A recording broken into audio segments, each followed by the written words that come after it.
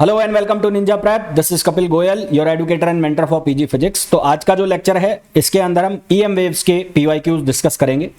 बहुत ही आसान से होंगे, हालांकि पीएम वेव्स के क्वेश्चन आसान ही होते हैं, बस वहां पर आपको मैथमेटिक्स पूरा आना चाहिए। वेक्टर की डायरेक्शन कैसे निकालते हैं या क्रॉस मल्टीप्लिकेशन जो होता है किनका यूनिट वेक्टर्स का, वो कैसे किया जाता है, तो वो थोड़ी चीज़ों पर आपको कमांड है तो आप इजीली इनके क्वेश्चन सॉल्व कर सकते हैं। इसी टाइप के क्वेश्चंस पूछे जाते हैं जैसे मैंने आपको इस लेक्चर में कराए हुए हैं। तो सभी क्वेश्चंस को ध्यान से करना, अच्छे से कर लेना। मेरे कराने के बाद एक बार और कर लेना। ऐसा नहीं है कि लेक्चर देख के हो गया काम अपना, ऐसा नहीं होता है। एक बार इन क्वेश्चंस को वापस से अच्छे से कर लेना। और वीडियो को मैं कंटिन्यू करूं उसके पहले आप लोगों से रिक्वेस्ट रहेगी, प्लीज़ वीडियो को लाइक ज़रूर करें, चैनल को सब्सक्राइब ज़रूर करें। आप लोग वीडियो देखते हैं, निकल जाते हैं आगे, ना आप लाइक का बटन दबाते हैं ना सब्सक्राइब। ऐसा करेंगे तो उससे वीडियोस जो है इनकी रीच बनती है और साथ ही साथ थोड़ा सा मेरे को भी बेनिफिट मिल जाता है कि मेरे चैनल की ग्रोथ हो जाती है। अदरवाइज फिर रेगुलरली इस तरह के वीडियोस बनाने का मोटिवेशन नहीं आता। तो वही एक मोटिवेशन है कि आप लोग ज़्यादा से ज़्यादा शेयर करें, ज़्यादा से ज़्यादा लाइक करें और ज़्यादा से ज़्यादा सब्सक्राइब करें, है ना। तो चलिए स्टार्ट करते हैं आज का लेक्चर। पहला जो क्वेश्चन आपको दिख रहा है उसमें पूछा गया है, in a plane electromagnetic wave travelling in free space the electric field component oscillated sinusoidally at a frequency 2.0 into 10 hertz. Frequency की जो वैल्यू है वो यहाँ पर गिवन है कितनी, 2.0 इंटू 10 हर्ट्ज, ये फ्रिक्वेंसी की वैल्यू है। और एम्पलीट्यूड दिया है 48। तो ये इलेक्ट्रिक फील्ड का जो एम्पलीट्यूड है, इलेक्ट्रिक फील्ड कंपोनेंट जो होता है उसका एम्पलीट्यूड दिया हुआ है। आप चाहो तो यूनिट से भी इसको पकड़ सकते हो, वोल्ट पर मीटर लिखा हुआ है। तो मैग्नेटिक फील्ड का हमें एम्पलीट्यूड बताना है, तो मैग्नेटिक फील्ड का एम्पलीट्यूड बताना है। तो बहुत ही आसान सा क्वेश्चन है, सिंपल सा एक रिलेशन होता है मैग्नेटिक फील्ड और इलेक्ट्रिक फील्ड में कि B not equals to E not by C. ये रिलेशन आप लोगों को याद होगा, ये रिलेशन याद कर लेना, नहीं है तो याद कर लेना, बहुत फायदे में रहोगे, बहुत सारे क्वेश्चन इससे सॉल्व हो जाएंगे। तो ई नॉट की वैल्यू जो है वो 48 है और सी जो है उसकी वैल्यू कितनी होती है, उसकी वैल्यू होती है 3 इंटू 10 पावर 8। तो इसको सिंप्लीफाई करोगे तो ये बनेगा 16 इंटू 10 पावर-8 और फर्दर सिंप्लीफाई करोगे तो ये बन जाएगा 1.6 इंटू 10 पावर-7 टेस्ला। क्या बन जाएगा, 1.6 इंटू 10 पावर-7 टेस्ला, जो कि ऑप्शन हो जाएगा कौन सा, बी, है ना। तो बहुत ही बेसिक से कैलकुलेशन है। यहाँ जो फ्रिक्वेंसी दी गई है ये सिर्फ और सिर्फ फिक्सियस डेटा है, यानी कि आपको बेवकूफ़ बनाने के लिए कि आप सोचो कि इसका कहाँ यूज़ करोगे, बाकी इसका कहीं यूज़ नहीं होने वाला है। दूसरा जो क्वेश्चन है उसमें हमें पूछा गया, which of the following Maxwell equation is valid for time varying condition but not valid for static condition. देखो स्टैटिक कंडीशन के लिए अगर हम बात करें, फॉर स्टैटिक कंडीशन मतलब जहां पर जो टाइम के रेस्पेक्ट में चेंज ना हो। तो स्टैटिक कंडीशन के लिए हम लिखते हैं E dot D L equals to किसके बराबर होता है, 0 के बराबर होता है स्टैटिक कंडीशन के लिए। जबकि हम टाइम वेरिंग कंडीशन के लिए बात करें तो फॉर टाइम वेरिंग कंडीशन, अगर हम टाइम वेरिंग कंडीशन के लिए बात करें तो टाइम वेरिंग कंडीशन के लिए ये जो लिखा हुआ है integration of close integration E dot D L, ये बराबर होता है minus D phi B upon D T के। अच्छा, फाई जो है वो फाई बी जो है वो क्या है, मैग्नेटिक फ्लक्स है। ये जो फाई बी है ये क्या है, मैग्नेटिक फ्लक्स है। और ये मैग्नेटिक फ्लक्स को आप ऐसे भी लिख सकते हो बी डॉट ए, और अगर डॉट इनके बीच का एंगल 0 है तो ये बी ए बी हो जाता है, यानी कि इसको आप ऐसे भी लिख सकते हो minus D upon D T और बी ए। ये अब इंटीग्रेशन डिफरेंशिएशन से बाहर वो निकलेगा जो वेरिएबल नहीं है, जो कांस्टेंट होगा, वो डिपेंड करेगा कौन कांस्टेंट है कौन नहीं है। तो ये फैराडेज लॉ भी हम इसको कहते हैं। ये कौन सा लॉ होता है, फैराडेज लॉ होता है, जो ये कहता है कि जो टाइम वेरिंग मैग्नेटिक फील्ड है उसकी वजह से क्या डेवलप हो जाता है, इलेक्ट्रिक फील्ड डेवलप होता है। तो टाइम वेरिंग मैग्नेटिक फील्ड जो है उसकी वजह से क्या डेवलप होता है, इलेक्ट्रिक फील्ड डेवलप होता है। यही फैराडेज लॉ से निकल के आता है। तो ये हमारे से जो पूछा गया है कि जो स्टैटिक कंडीशन के लिए नहीं है पर टाइम वेरिंग के लिए, तो कौन सा आ जाएगा, सी आ जाएगा। अगला क्वेश्चन देखो, अगले क्वेश्चन में हमें मैच करने हैं, कॉलम्स 2 दिए हुए हैं, उनको मैच कराना है कि कौन सा किसके साथ आएगा। तो सबसे पहला पूछा गया है गाउस लॉ ऑफ इलेक्ट्रोस्टैटिक्स। तो गाउस लॉ ऑफ इलेक्ट्रोस्टैटिक्स जो है वो क्या होता है, ई डॉट डी एस और Q enclosed upon epsilon not, Q enclosed upon epsilon not, यानी कि जो ए है उसका ऑप्शन हो जाएगा 4। ए का 4 केवल बी ऑप्शन में है, बाकी सारे अपने आप गलत हो गए। तो आंसर तो आपका आ गया, बी आ गया। बाकी ऑप्शन भी आप मैच कराओ। देखो दूसरा है फैराडेज लॉ। फैराडेज लॉ मैंने अभी आपको बताया था। फैराडेज लॉ क्या है, close integration line integration of electric field किसके बराबर होता है, minus D five B upon D T. किसके बराबर होता है, minus D five B upon D T, यानी कि ये वाला। ये हो गया पहला यानी कि ए, ये हो गया कौन सा, बी। अब बात करेंगे हम सी की, तो सी की बात करेंगे गाउस लॉ ऑफ मैग्नेटोस्टैटिक्स या गाउस लॉ ऑफ मैग्नेटिज्म। तो ये क्या होगा कि क्लोज इंटीग्रेशन जब आप करोगे मैग्नेटिक फ्लक्स का तो वो किसके बराबर आएगा, जीरो के। तो इसको हम कैसे लिखते हैं, इसको हम लिखते हैं close integration of magnetic flux, ये किसके बराबर होता है, जीरो के। और चौथा जो है एम्पियर्स लॉ, तो एम्पियर्स लॉ हमारे पास कौन सा हो गया, ये वाला हो गया। तो एक तो हम लिखते हैं ये वाला कौन सा, B dot D L, B dot D L equals to होता है किसके बराबर, म्यू नॉट आई के बराबर। तो ये तो होता है एम्पियर्स लॉ, ये खाली है एम्पियर्स लॉ, ये एम्पियर्स लॉ है। और इसको मॉडिफाई किया तो इसको मॉडिफाई करने के बाद after modification modified Ampere's law क्या बनेगा, तो मॉडिफाइड एम्पियर्स लॉ जो लिखा हुआ है यानी कि close integration of B dot D L, ये बराबर हो जाएगा mu not I C, I C मतलब कौन सी करंट, कैपेसिटर वाली करंट, और ये कंडक्शन करंट सॉरी, और ये mu naught epsilon naught D phi E upon D T. तो ये मॉडिफाइड एम्पियर्स लॉ है, ये वाला जो लिखा हुआ है ये कौन सा है, ये है modified Ampere's law, modified Ampere's law. तो ऑप्शन तो खैर मैंने पहले ही लगा दिया कि बी ऑप्शन आएगा, पर आपको ये पता होना चाहिए कौन सा जो है ये गाउस लॉ ऑफ इलेक्ट्रोस्टैटिक्स है, ये जो लिखा हुआ है ई डॉट डी एल ये फैराडेज लॉ है, ये लिखा हुआ है मैग्नेटोस्टैटिक्स ये एम्पियर्स लॉ है। तो आपसे भी पूछ लिया जाता है, डायरेक्ट क्वेश्चन इनके बन जाता है। फिर नेक्स्ट जो क्वेश्चन है, अगला जो क्वेश्चन हमें दिया गया है उसमें पूछा है in a plane EM wave the electric field oscillate sinusoidally at frequency. Frequency याद रखिए, तो वो फ्रीक्वेंसी की जो वैल्यू है वो है 30 मेगाहर्ट्ज, 30 मेगाहर्ट्ज। तो यहाँ से आप ओमेगा की वैल्यू निकाल लो पहले, तो ओमेगा किसके बराबर होता है, 2 पाई एफ। तो यहाँ से हो जाएगा 2 पाई एफ की वैल्यू हो जाएगी 30 मेगाहर्ट्ज यानी कि 30 इंटू 10 पावर 6। तो ये कितना बन जाएगा, 6, 3 दूनी 6, तो ये हो जाएगा 6 pi into 10 power 7 hertz, 6 pi into 10 power 7 hertz. आगे हमें दिया है इलेक्ट्रिक फील्ड का मैग्नीट्यूड, तो ई नॉट की वैल्यू दी है हमें, ई नॉट की वैल्यू है 150 वोल्ट पर मीटर। तो यहाँ से बी नॉट की वैल्यू जो है वो हो जाएगी ई नॉट अपॉन सी, तो ये हो जाएगा 150 अपॉन 3 इंटू 10 पावर 8। तो यहाँ से बनेगा ये 5 और इंटू 10 पावर -7, तो ये बी नॉट की वैल्यू हो गई, ठीक है। फिर यहाँ से बी नॉट की वैल्यू 5 इंटू 10 पावर -7 हो गई, तो ये तो हर किसी में आ रहा है 5 इंटू 10 पावर -7। अब हमारे पास जो फॉर्मूला है वो उसके अकॉर्डिंग बनना चाहिए साइन के x minus omega T. Omega की वैल्यू आपने निकाल ली है, कितनी आ गई, 6 पाई इंटू 10 पावर 7। तो 6 पाई इंटू 10 पावर 7 यानी कि पहला ऑप्शन तो तुम्हारा जा रहा है, पाई नहीं आ रहा ना। अब बी सी और डी में से बचा है, तो ओमेगा की वैल्यू अपनी सही चल रही है। अब अपने को के की वैल्यू चाहिए, के की, तो के की वैल्यू क्या होती है, के की वैल्यू होती है ओमेगा अपॉन सी। ओमेगा की वैल्यू हमने निकाल ली, ओमेगा की वैल्यू कितनी आई है, ये आई है कितनी, 6 पाई इंटू 10 पावर 7। ओमेगा की वैल्यू जो आई है वो आई है 6 पाई इंटू 10 पावर 7, और सी जो है उसकी वैल्यू है 3 इंटू 10 पावर 8, 3 इंटू 10 पावर 8। तो यहाँ से इसको सिंप्लीफाई करेंगे तो ये बनेगा 2 pi into 10 power -1, 2 pi into 10 power -1, ये बनेगा ना, हाँ 2 पाई इंटू 10 पावर -1। तो इसको हम ऐसे लिख सकते हैं 2 पाई अपॉन 10, और ये बन सकता है पाई अपॉन 5। तो अब यहाँ पर वैल्यू डालो आप, तो 5 इंटू 10 पावर -7, उसके बाद साइन, साइन के बाद के एक्स, के की वैल्यू कितनी है 5 pi by 5 x minus omega T. Omega की वैल्यू है 6 पाई इंटू 10 पावर 7 और टी। अब यहाँ से पाई कॉमन निकल जाएगा तो बचेगा हमारे पास x by 5 minus 6 into 10 power 7 T.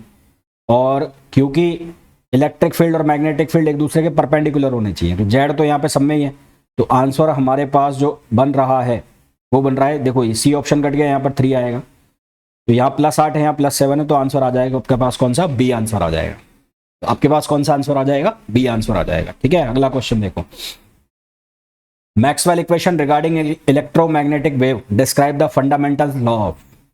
Maxwell equation जो है, जो कि लिखी जाती है चारों मैक्सवेल इक्वेशन, तो वो किसके फंडामेंटल लॉज को डिफाइन करती है, तो वो इलेक्ट्रिसिटी और मैग्नेटिज्म दोनों को डिफाइन करती है। अगला क्वेश्चन है, the source of the displacement current is, displacement current यानी कि कैपेसिटर वाली करंट जो है तो उसकी वैल्यू होती है epsilon not A D E upon D T, epsilon not A D E upon D T, ये वैल्यू लिखी जाती है।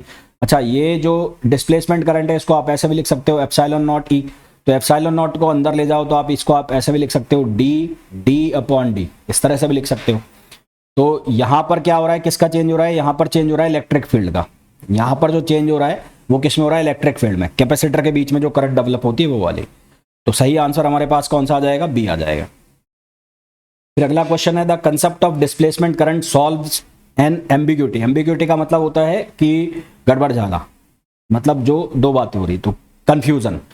तो डिस्प्लेसमेंट करंट किसकी एम्बिग्यूटी को सॉल्व करता है, तो हमने पहले पढ़ा एम्पियर्स लॉ, हम ये जानते हैं एम्पियर्स लॉ। तो एम्पियर्स लॉ जो है वो लिखते हैं कि close integration of B dot D L वो किसके बराबर होता है, म्यू नॉट आई। और ये जो आई सी होती है कंडक्शन करंट होती है, कंडक्शन करंट, इसमें जो डिस्प्लेसमेंट करंट है उसको हम इंक्लूड नहीं करते हैं। तो मॉडिफाइड एम्पियर्स लॉ बना बाद में, मॉडिफाइड एम्पियर्स लॉ। तो मॉडिफाइड एम्पियर्स लॉ जो हमारे पास बन के आया, उस मॉडिफाइड एम्पियर्स लॉ में क्या बना कि B dot D L equals to ये क्या बना, म्यू नॉट और I C plus I D. I D का मतलब है डिस्प्लेसमेंट करंट। तो इसने किसकी एम्बिग्यूटी को सॉल्व किया, इसने एम्पियर्स लॉ की जो एम्बिग्यूटी है उसका कंफ्यूजन उसको सॉल्व किया। तो आंसर हमारे पास क्या आ जाएगा, आंसर आ जाएगा हमारे पास है ना, क्या आंसर आ जाएगा, सी आ जाएगा। अगला क्वेश्चन देखिए, displacement current is cause due to, displacement current का सोर्स क्या है, वही क्वेश्चन है, इनडायरेक्टली दोबारा से दूसरे तरीके से पूछा है। तो इसका सोर्स क्या है, टाइम वेरिंग इलेक्ट्रिक फील्ड, बिल्कुल सही बात है ना, time varying electric field. Constant electric field नहीं आएगा, free electrons flow, all of the above, ये गलत हो गया। तो सही आंसर हमारे पास क्या आ जाएगा, टाइम वेरिंग इलेक्ट्रिक फील्ड, क्योंकि मैंने अभी आपको बताया आई डी इक्वल्स टू किसके बराबर है, एप्सिलॉन ये del phi E upon del T. अच्छा, यहाँ पर जो ये ए लिखा हुआ था, ए यहाँ पर जो लिखा ना मैंने ए, तो ये जे डी की वैल्यू है, जे बराबर क्या होता है, I upon A, J I D की वैल्यू है, सॉरी। तो ये यहाँ पर हमारे पास टाइम वेरिंग फील्ड आ गया। तो टाइम वेरिंग फील्ड की वैल्यू कितनी हो गई, ये वाली वैल्यू। फिर अगला जो क्वेश्चन है उसमें बोला है the charging current for a capacitor at any instant. तो किसी इंस्टेंट के ऊपर कैपेसिटर के लिए जो चार्जिंग करंट है उसकी वैल्यू 0.78 एम्पियर है।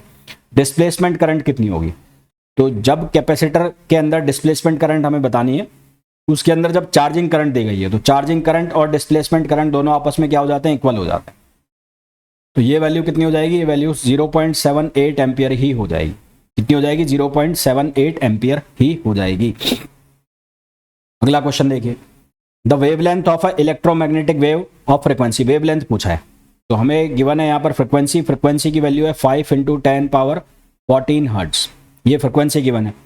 वेवलेंथ हमें पूछिए, तो हमें ये पता है v = n लैम्बडा, जहाँ n होता है फ्रीक्वेंसी, ये वाला जो n है ये n किसकी वैल्यू है, ये फ्रीक्वेंसी की वैल्यू है। तो v की जगह अगर मैं इलेक्ट्रोमैग्नेटिक वेव है तो EM वेव्स के लिए v किसके बराबर हो जाएगा, c के। तो यहाँ से फॉर्मूला बन जाएगा c = n लैम्बडा, और आप इसको लिख सकते हो f लैम्बडा। तो आपको क्या निकालना है, लैम्बडा निकालना है। तो लैम्बडा किसके बराबर हो जाएगा, c/f। ये जो c है इसकी वैल्यू हो गई 3 × 10⁸, और f जो है उसकी वैल्यू हो गई 5 × 10⁻14। इसको जब हम सॉल्व करेंगे तो इसको 6 लिखो इंटू 10 पावर, ये -7 हो जाएगा, और फर्दर सॉल्व करेंगे तो इसको 6000 आर्मस्ट्रॉन्ग लिख सकते हो आप। तो आंसर हमारे पास हो जाएगा 6000 Armstrong, which is option D. तो सही आंसर इसका क्या आ जाएगा, डी आ जाएगा। अगला जो क्वेश्चन है उसमें पूछा गया है electric charge in uniform motion produces. Electric charge जब यूनिफॉर्म मोशन के अंदर हो तो वो क्या प्रोड्यूस करता है, तो वो प्रोड्यूस करता है both electric and magnetic field. देखो, स्टैटिक चार्ज क्या प्रोड्यूस करेगा, ये प्रोड्यूस करेगा electric field. Static charge produce करेगा इलेक्ट्रिक फील्ड। फिर charge in motion, uniform motion, charge in uniform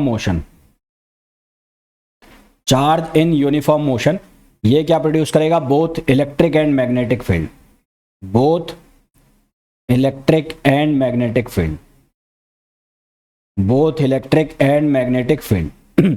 तो तीसरा चार्ज इन एक्सेलरेटेड मोशन, तो charge in accelerated motion, charge in accelerated motion, तो एक्सेलरेटेड मोशन में वो इलेक्ट्रिक फील्ड, मैग्नेटिक फील्ड और EM waves, E B and E M waves, ये तीनों generate करेगा जब वो एक्सेलरेटेड मोशन में होगा। तो फिलहाल हमें यूनिफॉर्म मोशन की बात करी है, तो यूनिफॉर्म मोशन में इलेक्ट्रिक और मैग्नेटिक फील्ड दोनों जनरेट किए जाएंगे। नेक्स्ट क्वेश्चन है, according to Maxwell hypothesis changing of electric field give rise to. तो इलेक्ट्रिक फील्ड में यदि चेंज होता है तो यहाँ पर क्या बनता है, मैग्नेटिक फील्ड बनता है ना।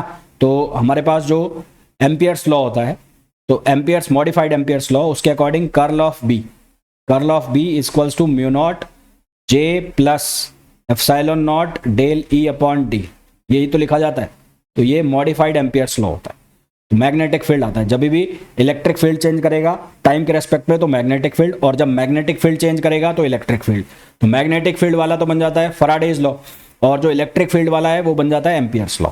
अगला question, if epsilon not and mu naught represent the permittivity and permeability होगा, ये परमिएबिलिटी होगा म्यू, तो ये लिखा होगा परमिएबिलिटी।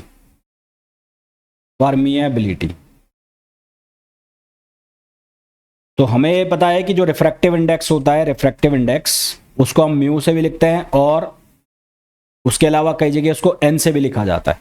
तो म्यू और एन, तो एन की जो वैल्यू है वो बराबर होती है सी अपॉन वी, और हमें ये पता है कि जो सी है वो बराबर होता है 1 upon under root mu naught epsilon naught, और इसी तरह से v जो है वो बराबर होता है 1 अपॉन अंडर रूट म्यू और एप्सिलॉन। v का मतलब है वेलोसिटी इन मीडियम और c का मतलब है स्पीड ऑफ लाइट।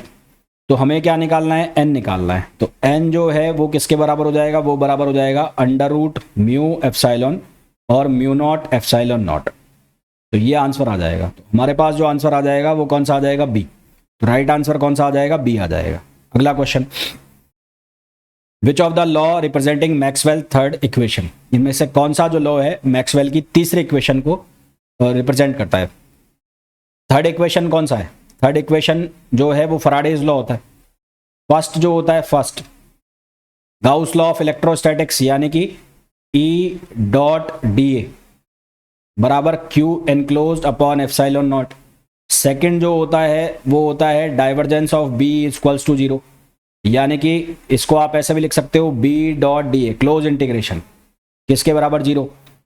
थर्ड जो लिखा जाता है वो लिखा जाता है फैराडेज। तो फैराडेज में line integration of electric field बराबर होता है minus D phi by upon D T. तो ये थर्ड है, और ये कौन सा होता है, फैराडेज लॉ होता है। तो आंसर हमारे पास कौन सा आ जाएगा, आंसर आ जाएगा हमारे पास थर्ड। नेक्स्ट जो क्वेश्चन है उसमें है, for E M wave propagating along X axis has E की वैल्यू जो है वो कितनी गिवन है, वो 30 है।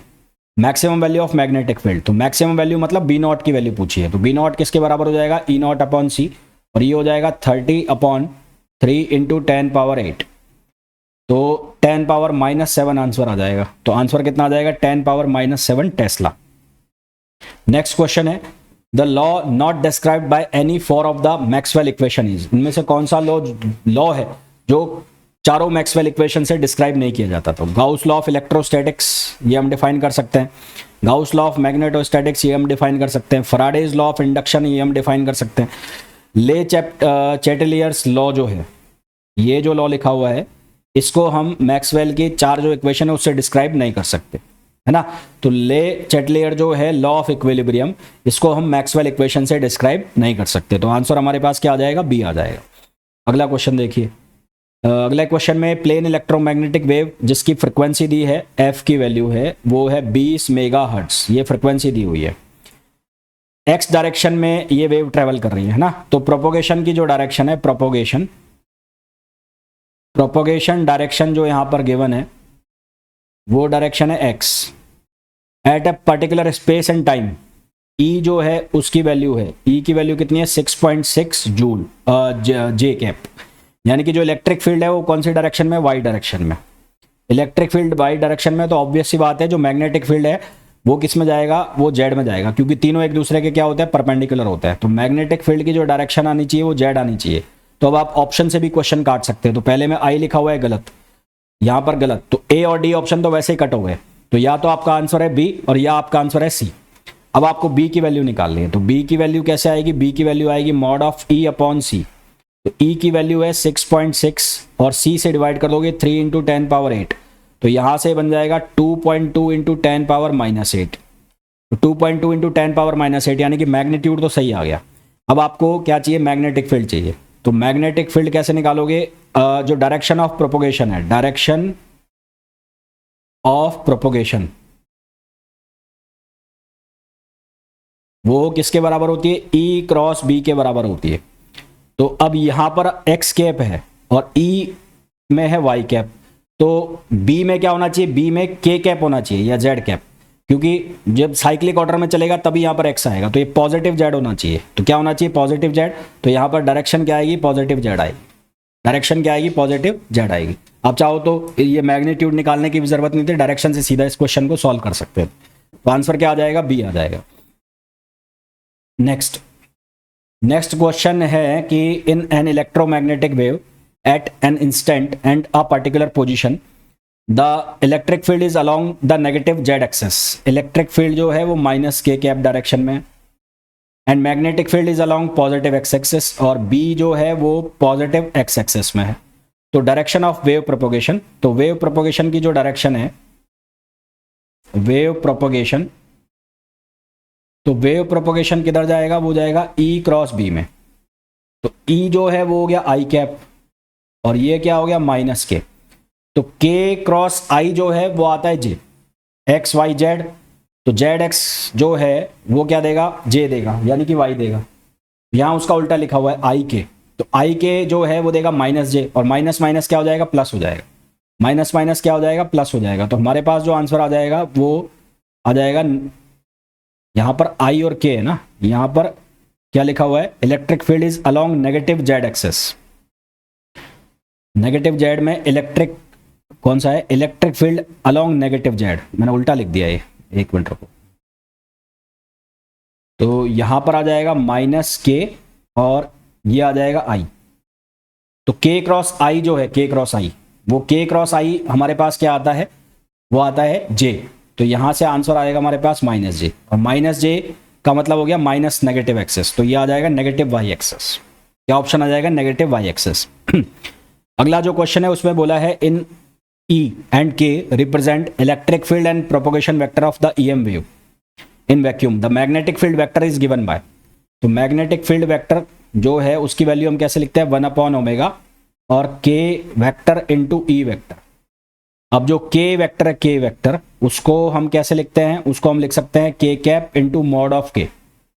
तो इस चीज को अगर आप चेंज करोगे तो ये कैसे लिखी जा सकती है, ये लिखी जा सकती है B, और यहां से मॉड ऑफ के अपॉन ओमेगा, और ये आ गया के कैप इंटू ई, ऐसे लिख दिया। अब के अपॉन ओमेगा जो है उसको हम लिख सकते हैं सी। सी जो है वो किसके बराबर होता है, ओमेगा अपॉन के जो है वो किसके बराबर होता है, सी के बराबर होता है। सी जो है वो किसके बराबर होता है, ओमेगा अपॉन के। तो यहां ये वैल्यू हम डालेंगे, तो ये वैल्यू डालेंगे तो ये क्या बनेगा, के कैप क्रॉस ई अपॉन सी, के कैप क्रॉस ई अपॉन सी बनेगा। तो हालांकि हमें तो ओमेगा के फॉर्म में पूछा है, तो ओमेगा के फॉर्म में तो हमारे पास ये आंसर आ गया। इसको आप ऐसे भी लिख सकते हो, ये मैं बताना चाह रहा हूं, है ना। इसको आप ऐसे भी लिख सकते हो, के कैप क्रॉस ई अपॉन सी। फिलहाल तो मैंने शुरू में ही आंसर लिख दिया, तो ए आंसर आ जाएगा। Next, in an electromagnetic wave is transporting energy in the negative Z. ये तो वही क्वेश्चन है ना, नेगेटिव जेड में है electromagnetic wave is transporting energy in negative z direction. तो प्रोपोगेशन की जो डायरेक्शन है, प्रोपोगेशन वो नेगेटिव जेड में, at a certain point and certain time the direction of electric field of the wave is along y direction. तो E जो है वो पॉजिटिव वाई में है और ये जेड में है। What will be the direction of magnetic field, तो मैग्नेटिक फील्ड की डायरेक्शन हमें बतानी है। तो मैग्नेटिक फील्ड ऑब्वियस सी बात है एक्स डायरेक्शन में होगा। अब वो एक्स प्लस होगा माइनस होगा वो देखना है, तो ये दोनों तो गलत हो गए। अब प्रोपोगेशन जो है, डायरेक्शन ऑफ प्रोपोगेशन, तो प्रोपोगेशन किसके बराबर होता है, वो ई क्रॉस बी के बराबर है, ई क्रॉस बी। अब ई जो है वो हो गया वाई कैप और बी जो है वो हमें निकालना है, और ये जो आ गया ये आ गया माइनस जेड। तो y x क्रॉस y होता है z, y क्रॉस x, तो यानी कि b जो है वो x में आना चाहिए जब ये माइनस जेड आएगा। तो बी जो है वो पॉजिटिव एक्स होना चाहिए। तो बी हमारे पास आंसर जो है कि मैग्नेटिक फील्ड की डायरेक्शन क्या होगी, तो वो होगी पॉजिटिव एक्स। क्या डायरेक्शन होगी, पॉजिटिव एक्स होगी। अगला जो क्वेश्चन है उसके अंदर हमें पूछा गया है on a particular day the sun delivers an average power. तो एवरेज पावर की जो वैल्यू है पी एवरेज वो हमें दी है 6/पाई into 10⁻³ watt per metre square. और एवरेज पावर का फॉर्मूला होता है half epsilon not E square E not square C. हमें पूछा है find the amplitude of magnetic field for the electromagnetic wave. तो यहाँ से हम निकाल लेंगे ई की वैल्यू। तो ई नॉट की जो वैल्यू है वो बन जाएगी 2p एवरेज अपॉन ये हो जाएगा पाई, यहाँ पाई भी है ना, नहीं 2p एवरेज अपॉन ये कितना आएगा पहले एप्सिलॉन नॉट और सी, और ये अंडर रूट लग गया। अब 2 और p एवरेज की वैल्यू कितनी है 6/पाई, तो ये 6 इंटू 10⁻³ और ये पाई एज इट इज लिख दिया।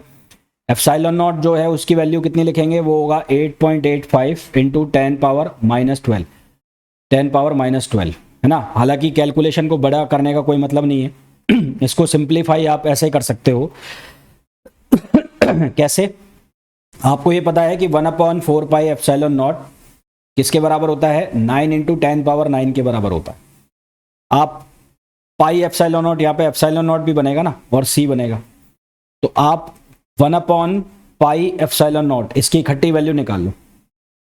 तो इसकी इकट्ठी वैल्यू निकालोगे तो ये बनेगा 9 इंटू 4 इंटू 10⁻9, यानी कि ये 36 हो जाएगा और इंटू 10⁻9 हो जाएगा। तो इसको आप ऐसे सॉल्व कर लो। तो ये 2 इंटू 6 इंटू 10⁻3 और 1/पाई एप्सिलॉन नॉट की वैल्यू आप लिख लो 36 इंटू 10⁻9 और सी जो है उसकी वैल्यू आप लिखो 3 इंटू 10⁻8। तो यहाँ 3 से 3 6 बार कट गया, नहीं 6 बार 12 बार, तो ये कितनी बार कैंसिल हो गया, 12 टाइम्स कैंसिल हो गया। और यहाँ 10⁻8 और ये 10⁻4 बच जाएगा। तो इसको हम सॉल्व करेंगे तो यहाँ से आंसर आ जाएगा हमारे पास 12, क्योंकि 6 दूनी 12 ये बनेगा। 12 इंटू 10⁻2 ये हमारे पास इलेक्ट्रिक फील्ड आ जाएगा। अब हमें ये पता है कि जो मैग्नेटिक फील्ड है वो किसके बराबर होता है, ई नॉट अपॉन सी। तो ये हमारे पास कितना है 12 इंटू 10⁻2 और इसको सी से डिवाइड करोगे तो 3 इंटू 10⁻8 तो ये कितना आएगा 4 इंटू 10⁻⁻6। तो आंसर हमारे पास कितना आ जाएगा 4 इंटू 10⁻⁻6 आंसर। ठीक है, 4 इंटू 10⁻⁻6 आंसर आ जाएगा। अगला क्वेश्चन, क्वेश्चन नंबर 22। इस क्वेश्चन में बोला गया है the intensity of light from a bulb incident on a surface is 0.22 what per metre square. तो इंटेंसिटी ऑफ लाइट जो है उसकी वैल्यू है 0.22 और ये कितना है वॉट पर मीटर स्क्वायर। और इंटेंसिटी ऑफ लाइट का फॉर्मूला होता है हाफ एप्सिलॉन ई स्क्वायर सी, ये फॉर्मूला होता है।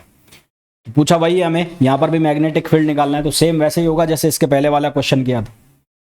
पहले यहाँ पर आप क्या निकाल लोगे, यहाँ पर आप ई नॉट की वैल्यू निकालोगे और ई नॉट जब आ जाएगा तो वहाँ से आप B not equals to E not by C निकालोगे। तो ये ठीक वैसे ही करना है जैसे इसके पहले वाला क्वेश्चन किया था। तो ये होमवर्क दे रहा हूँ आप लोगों को, इसका आंसर बता देना। आंसर मैं इसका बता देता हूँ, ये चेक कर लेना आप एक बार। तो आंसर आपके पास जो आना चाहिए वो आना चाहिए 42.9 इंटू 10⁻⁻9 टेस्ला। और आप इसको कैसे लिख सकते हो 4.29 इंटू 10⁻⁻8, आप इसको ऐसे भी लिख सकते हो। तो ये आपका आंसर आना चाहिए, होगा वैसे ही जिसका जैसा मैंने इसके पहले वाला क्वेश्चन आपको कराया था, बाकी सारी कहानियां सेम है। नेक्स्ट जो क्वेश्चन है उसमें पूछा गया है a beam of light travelling along x axis described by the E y. तो हमें ई वाई की जो वैल्यू है वो गिवन है 900 sine omega T minus X upon C, ये वैल्यू गिवन है। Ratio of electric force to magnetic force, ये हमें पूछा गया है। तो ई नॉट की वैल्यू गिवन है, ई नॉट की वैल्यू कितनी है 900, ये जो वैल्यू है ये ई नॉट की वैल्यू है। तो एफ ई जो है वो किसके बराबर होगा, वो बराबर होगा क्यू ई नॉट। और इसी तरह से एफ एम मैग्नेटिक फील्ड की वैल्यू बराबर होगी क्यू और V B not, Q V B not. तो इलेक्ट्रिक फील्ड और मैग्नेटिक फील्ड का रेशो पूछा है, तो F E upon F M पूछा है, तो ये बराबर हो जाएगा E not upon B not V, क्योंकि क्यू से क्यू कट जाएगा। तो ई नॉट अपॉन बी ये वैल्यू होती है सी। तो कुल मिलाकर आपको सी अपॉन वी निकालना है। क्या निकालना है, सी अपॉन वी, जो कि इंडेक्स के बराबर होता है। तो इनडायरेक्टली आपसे इंडेक्स ही पूछा, रिफ्रैक्टिव इंडेक्स एन की वैल्यू। तो ये वैल्यू कितनी है 3 इंटू 10⁻8, ये सी की वैल्यू फिक्स है, और स्पीड जो दी हुई है v उसकी वैल्यू है 3 इंटू 10⁻7। तो आंसर हमारे पास कितना आ जाएगा 10। तो 10:1 आंसर आ जाएगा, यानी कि जो इंडेक्स है रिफ्रैक्टिव इंडेक्स उसकी वैल्यू हो जाएगी 10:1 या 10 बोल सकते हो आप डायरेक्ट, वो वैल्यू हो जाएगी। अगला जो क्वेश्चन है उसमें बोला गया है the wavelength of the microwave of the order of. Microwave जो होती है वो ईएम वेव्स होती है। माइक्रोवेव्स कौन सी वेव्स होती है? EM waves. ये भी एक क्वेश्चन है कि which one of the following is EM waves. तो माइक्रोवेव्स जो होती है वो ईएम वेव्स होती है, और उनका जो ऑर्डर होता है यानी कि उनको मेजर किया जाता है मिलीमीटर के अंदर। इसके अंदर मेजर किया जाता है मिलीमीटर के अंदर मेजर किया जाता है। नेक्स्ट क्वेश्चन है for the propagation of EM waves in free space the condition which must be satisfied. तो हमें एक चीज जानते हैं इम्पिडेंस। तो इम्पिडेंस वैक्यूम का जो है वो बराबर होता है Z0, और Z0 की वैल्यू बराबर होती है E/H। तो यहां से हम देखें तो E = Z0H, और अगर आप इसका स्क्वायर कर दो तो यहां बनेगा E0² = Z²H²। यानी कि यहां से ये क्लियर कट है कि जो E² है वो H² के बराबर नहीं है। तो पहला ऑप्शन तो आपका हो गया गलत, और साथ ही साथ आपका बी ऑप्शन भी गलत हो गया। तो आपके पास या तो ऑप्शन सी है या डी है। अब इलेक्ट्रिक फील्ड और जो मैग्नेटिक फील्ड है वो एक दूसरे के परपेंडिकुलर होते हैं, तो उनका डॉट प्रोडक्ट क्या आएगा? 0 आएगा। तो इसका मतलब सही आंसर हमारे पास कौन सा आ गया? सी आ गया। सही आंसर कौन सा आ गया? सी आ गया। अगला क्वेश्चन देखिए। अगला जो क्वेश्चन है उसमें हमें पूछा गया है electromagnetic waves are produced by. Electromagnetic wave किससे प्रोड्यूस होती है? Static charge, moving charge, accelerating charge. तो किससे प्रोड्यूस होती है? एक्सेलरेटिंग चार्ज से प्रोड्यूस होती है, एक्सेलरेटिंग चार्ज। अगला जो क्वेश्चन है the correct order of different electromagnetic radiation in order increasing energy. Increasing energy के ऑर्डर में लिखना है। तो RW का मतलब है रेडियो वेव्स। RW जो है उसका मतलब है रेडियो वेव्स। तो रेडियो वेव्स की जो फ्रिक्वेंसी है वो सबसे कम होगी, तो उसकी एनर्जी भी सबसे कम होगी, क्योंकि हम ये फॉलो करेंगे E = H²। तो इसके अकॉर्डिंगली E जो है प्रोपोर्शनल है फ्रिक्वेंसी के। तो रेडियो वेव्स UV जो है उसका मतलब है अल्ट्रा वायलेट। UV जो है उसका मतलब है ultraviolet, ultraviolet. X rays, gamma rays. तो हमारे पास ये ऑप्शन आ जाएगा। तो हमारे पास ऑप्शन कौन सा आ जाएगा? ए आ जाए। ठीक है। तो आई होप जितने भी क्वेश्चंस मैंने आपको कराए हैं वो बहुत अच्छे से समझ आ गए होंगे। फिर भी आपको कोई डाउट है तो आप पूछ लेना। मिलते हैं नेक्स्ट वीडियो में। Till then thank you, bye bye.